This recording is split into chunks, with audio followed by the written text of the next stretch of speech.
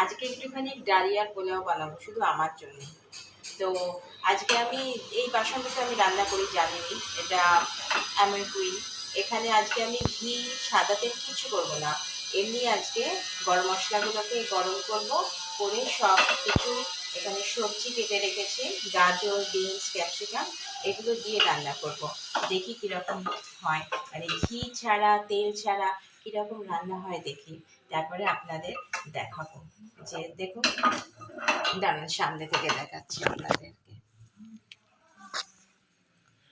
একদম কিন্তু কোনো কিছু দিইনি, জাস্ট গরম মশলাগুলো দিয়েছি, এগুলো দিয়ে আর পরে আমি এই যে এখানে এই বিনস গাজর আছে সেগুলো দিয়ে আজকে এই ডালিয়াটা আগে ভেজে শুকনো খোলায় ভেজেছি, কোনো কিচ্ছু দিইনি, দিয়ে একটু জল ঝরতে দিয়ে দিয়েছি, দিয়ে এরপরে আমি রান্নাটা করব, তারপরে হয়ে গেলে আপনাদের দেখাবো।